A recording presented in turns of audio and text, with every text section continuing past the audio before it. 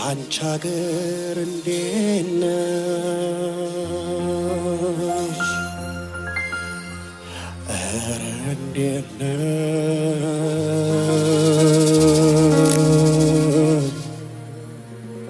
በዓለም ዙሪያ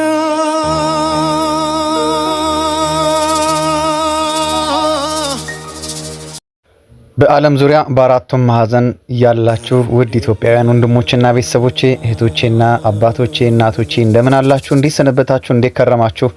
የእናንተው ኢንጂነር አደባባይ ጓዴ ዛሬም ለየት ባለ ሐሳብ እንግዲህ እናንተን ደንበኞቼን ይጠቅማል በሚለው ነገር ሁሌም የተለያዩ መረጃዎችን በማድረስ እንግዲህ ዛሬም እናንተ ጋር ተገኝቻለሁ። ዛሬ ደግሞ እንግዲህ ፈጣሪ ይመስገን ጉዳያችን ሰፋ አድርገን አጠቃላይ ከመሬት ጋር እና ከወደፊት ኢንቨስትመንት ጋር የተያያዙ ጉዳዮችን የምናነሳ ይሆናል። እንግዲህ የመጀመሪያው ፕሮሞሽን ወይ ደግሞ ማስታወቂያ ላይ እንዳያችሁት እንግዲህ መሬታችሁን አትሽጡ የሚል ኃይለ ቃል በማስቀመጥ ወደፊት መሬታችሁን ባለመሸጥ የምታገኙትን ጥቅምና የተለያዩ ነገሮችን እንዲሁ እያነጻጸርን እያስቀመጥን ከእናንተ ከውድ ቤተሰቦቼ ጋር አንድ ላይ ሁልጊዜም በሐሳባችን በኮሜንታችን የተሻለ ነገር ለማድረግ ወስነን እንግዲህ የተለያዩ መረጃዎችን እያገኘን እያመጣን እየተወያየን ጥሩ ሂደት ላይ እንገኛለን። ከዚህም በተረፈ ደግሞ እንግዲህ የተለያየ አካባቢ ሆናችሁ ዛሬ ላይ የተለያዩ አፓርትመንቶችን ለመግዛት ያሰባችሁ ወይም ደግሞ የወሰናችሁ ካላችሁ ኢንጂነር አደባባይ ሁልጊዜም በታማኝነትና ሁልጊዜም እናንተ ጎን በመቆም የአፓርትመንቶቻችሁን እንግዲህ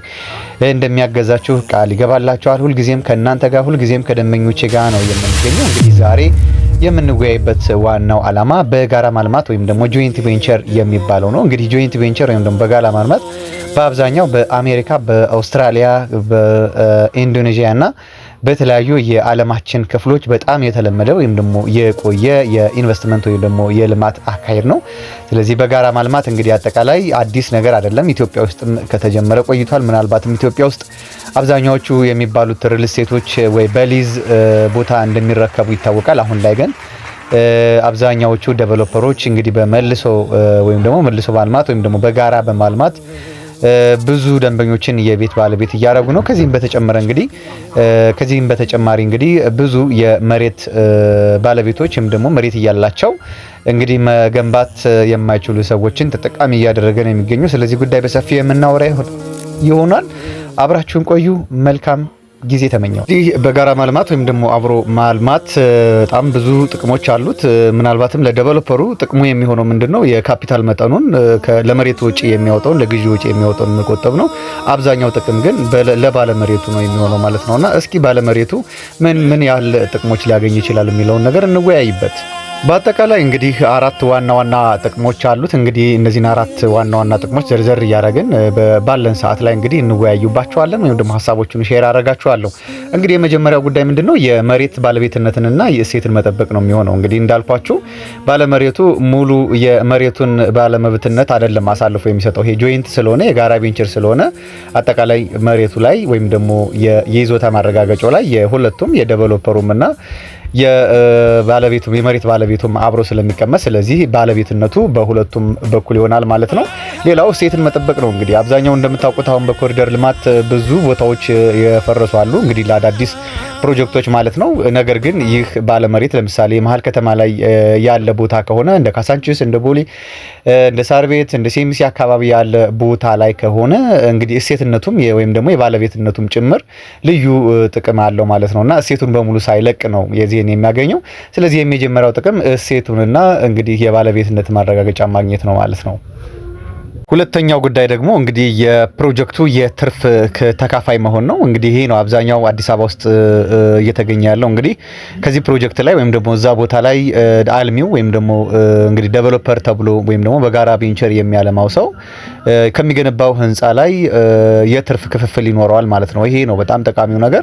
እንግዲህ ኢትዮጵያ ውስጥ በፐርሰንቴጅ 40 60 60 40 50 30 70 የሚባሉ የትርፍ ክፍፍል ሁኔታዎች አሉ። እንግዲህ 30 170 የመሳሰሉ የሚባሉ የትርፍ ክፍል ሁኔታዎች እንግዲህ የንግድ ሱቅ ወይም ደግሞ ኮመርሻል ሞል ከሆነ ሱቅ ሊሆን ይችላል። የአፓርታማ ከሆነ ደግሞ የአፓርታማዎች ሊሆን ይችላል። ምናልባት እሱ እንደ ስምምነታቸው የሚወሰን ቢሆንም እንግዲህ ከፍ ያለ የትርፍ ክፍል ማግኘት በጣም ልዩ ጥቅም ነው ማለት ነውና ዴቨሎፐሩም በዚህ በኩል የካፒታል መጠኑን ማለትም ለቦታ ግዥ የሚያወጣውን አግኝቷል። ስለዚህ ባለቦታው ወይም ደግሞ ባለመሬቱም ጥሩ የትርፍ ክፍል ያገኛል ማለት ነውና ይሄኛው እንግዲህ በጣም ልዩ ጥቅም የሚባለው ነው ማለት ነው።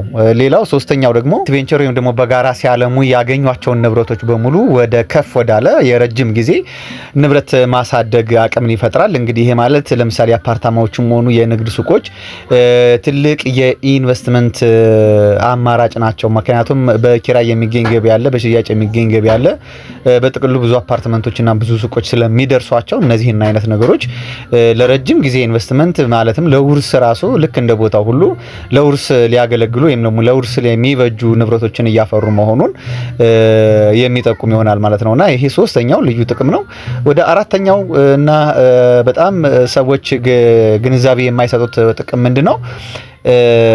በመሬት በኩል ሽጣችሁ የምታገኙትን ገንዘብ እንዳይወርድ ወይም ደግሞ ከገበያ እንዳይወጣ ለመቆጣጠርም ያመቻል። ምክንያቱም አንዳንድ ሰዎች አይታችሁ ከሆነ ገበያው ላይ ቦታ ሸጠው ቤት ለመግዛት በጣም ብዙ ጊዜ የሚወስድባቸውና ያ ከጊዜ በኋላ የሚመጣው ገንዘብ ግን ብሩን የመግዛት አቅሙን እያደከመባቸው ስለሚመጣ ሙሉ በሙሉ ከገበያም የሚወጡ ሰዎችና ምናልባት መጨረሻ ላይ በጣም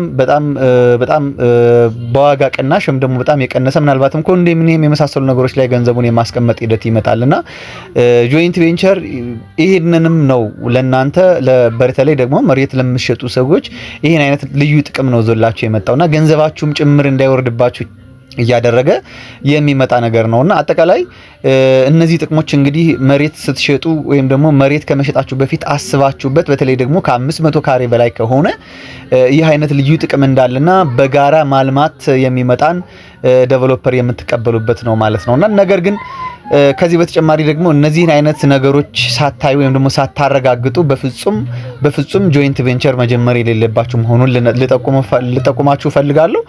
እነዚህን ነገሮች ደግሞ በቀጣይነት እንመልከታቸው። እንግዲህ የመጀመሪያው ምንም ነገር ሳታረጋግጡ መጀመር የሌለባችሁ ነገር ምንድነው? አንደኛ የአልሚውን ባክግራውንድ መመርመር ነው። እናንተ ጋር በጆይንት ቬንቸር ቦታውን አልምቼ እናንተ ጋር የትርፍ ክፍል አደርጋለሁ የሚለው ድርጅት ባክግራውንዱ ምንድነው? ከዚህ በፊት ያለው ያስረከበው ወይ ደግሞ ገንብቶ በዚህ በኩል በጆይንት ቬንቸር በኩል ገንብቶ ያስረከበው አፓርትመንት ወይስ ደግሞ ህንጻ አለ ወይ? ምን ያህል የካፒታል መጠን አለው? ማን ነው ድርጅቱ? የንግድ መዝገባው እንዴት ነው? የመሳሰሉ የሚሉትን ነገሮች ማጥናት ይፈልጋል፣ በደንብ ማጣራት ይፈልጋል። ሁለተኛው ጉዳይ ደግሞ እንግዲህ የካፒታል መጠኑን እና የአልሚውን ባክግራውንድ ካወቃችሁ በኋላ ሁለተኛው ጉዳይ የሚሆነው ምንድነው? ግልጽና የማያሻማ የትርፍ ክፍል ውሉ ላይ መጻፉን ማረጋገጥ ይኖርባችኋል። ይህ ውል በሁለታችሁ መካከል በደንብ ተነቦና ተረቆ እንዲሁም ደግሞ የህግ ባለሙያም ጭምር አይቶት ሁላችሁም ተስማምታችሁበት ሁሉን ነገር ያሟላ ውል መኖሩን በማረጋገጥ አጠቃላይ ሌሎች ቀጣይ የሚሆኑ የፊርማ የመሳሰሉ ነገሮችንና ሰነዶችን ጭምር በማየት አጠቃላይ ነገሮችን መፈራረም ይኖርባቸዋል ማለት ነው። ሁለተኛው ጉዳይ እንግዲህ ከውሉ ግልጸኝነት ጋር የተያያዘ ነገር ነው የሚሆነው ማለት ነው እና አጠቃላይ ሁለቱም ጉዳዮች እንደዚህ አየናቸው። ሶስተኛው ጉዳይ እንግዲህ የሚሆነው የፕሮጀክቱ ጊዜና የእርስዎ ኃላፊነት ውሉ ላይ መስፈሩን ማረጋገጥ ነው። የፕሮጀክቱ ጊዜ ሲባል ፕሮጀክቱ መቼ ተጀምሮ መቼ መጠናቀቅ አለበት ወይስ ደግሞ መቼ ይጠናቀቃል የሚለውን ነገር ውሉ ላይ ማየትና የእርስዎ ኃላፊነት እዛ ፕሮጀክት ላይ ምንድነው?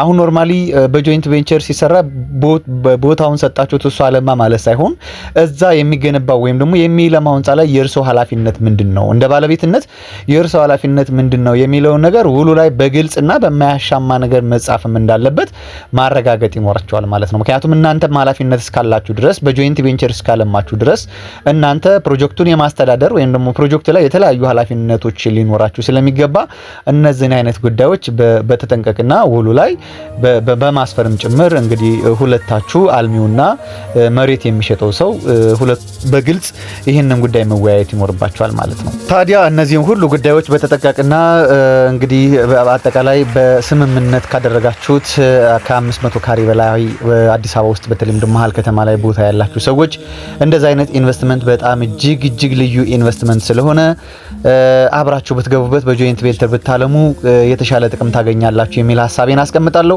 እናንተ ኮሜንት ላይ ሐሳባችሁን በማስቀመጥ ላይክ እና ሼር ሰብስክራይብ በማድረግ እንግዲህ ይህን ቻናል ከፍ በማድረግ ሁልጊዜም የተለያዩ ሐሳቦችን በማንጸባረቅ ይህን ቻናል ከፍ የምናደርግ መሆኑን እንድታቁልኝ እረዳለሁ። ሁልጊዜም ሐሳቦቻችሁ ይገነቡኛል። ሁልጊዜም የእናንተን ሐሳብ እቀበላለሁ። ዛሬ ለደረስንበት ደረጃ የእናንተ ሐሳቦች ልዩ ነገሮች ናቸውና ሁልጊዜም አመሰግናችኋለሁ። መልካም ቀን ተመኘውላችሁ። መልካም ጊዜ ተመኘው። ኢንጂነር አደባባይ ጓዴ ላንድማርክ ሆምስ ኢትዮጵያ ለሁሉም ቤት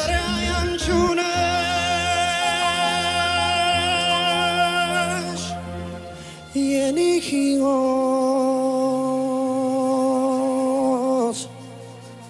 ስጋና ደሜን